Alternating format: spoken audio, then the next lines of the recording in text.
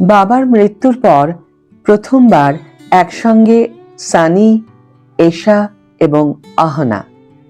অতীত ধর্মেন্দ্রের শোকসভা বিতর্ক, সবকিছু তুড়ি মেরে ভাই বোন একসাথে। Hi everyone, welcome back to my channel Anjana entertainer. বন্ধুরা, তোমাদের সকলকে আমার এই ছোট্ট ইউটিউব চ্যানেলে স্বাগত জানাই। গত বছর নভেম্বরের 24-এ মারা গিয়েছিলেন ধর্মেন্দ্রজি।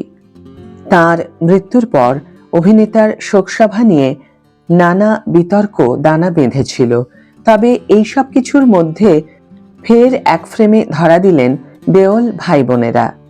অহনা দেওল ও এশা দেওলের সঙ্গে এক ফ্রেমে ধরা দিলেন সানি দেওল। সানি দেওল, বরুণ ধাওয়ান, আহান শেট্টি এবং দিলজিৎ দোসাঞ্জ অভিনীত বর্ডার 2 মুক্তি পেয়েছে প্রায় 3 দিন হয়ে গেল। ছবিটি মুক্তির তৃতীয় দিনে মুম্বাইতে একটি স্ক্রিনিং এর আয়োজন হয়েছিল। আর এই স্ক্রিনিং এর সবচেয়ে আকর্ষণীয় বিষয় ছিল সানি দেওলের সঙ্গে তার 2 বোন এশা এবং অহনা দেওলের উপস্থিতি। তাদের ভিডিওটি বর্তমানে ভাইরাল। ভিডিওয়ে দেখা গিয়েছে সানির এক পাশে তার বোন এশা, অন্য পাশে অহনা।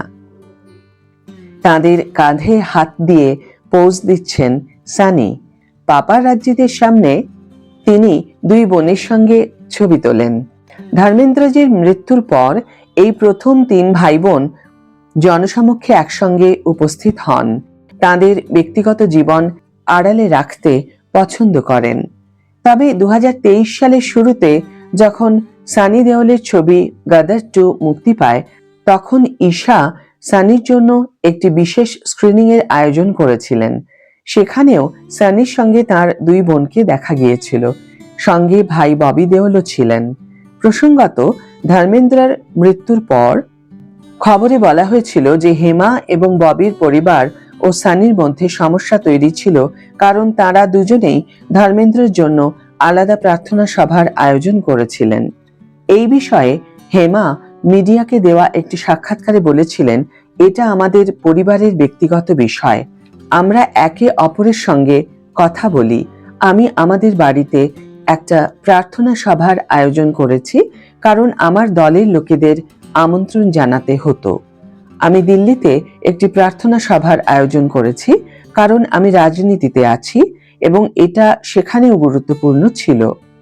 মথুরা আমার নির্বাচনী এলাকা এবং সেখানকার মানুষেরা ধর্মেন্দ্রজির ভক্ত, তাই আমি সেখানেও একটি প্রার্থনা সভার আয়োজন করেছি।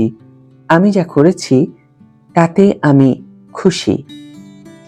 আজকের ভিডিও এখানেই শেষ করছি বন্ধুরা। ভিডিওটি যদি ভালো লেগে থাকে তাহলে অবশ্যই একটি ছোট্ট করে লাইক দিও, শেয়ার করো বন্ধুদের সাথে, কমেন্ট করে জানিও তোমাদের মতামত। যারা এখনো আমার চ্যানেলটিকে সাবস্ক্রাইব করোনি তারা অবশ্যই চ্যানেলটিকে সাবস্ক্রাইব করে আমার পাশে থেকো। আর যারা অলরেডি সাবস্ক্রাইব করে দিয়েছো তাদের জন্য আমার অনেক ভালোবাসা এবং অনেক ধন্যবাদ। আজ তাহলে বিদায় বন্ধু, দেখা হবে পরের ভিডিওতে।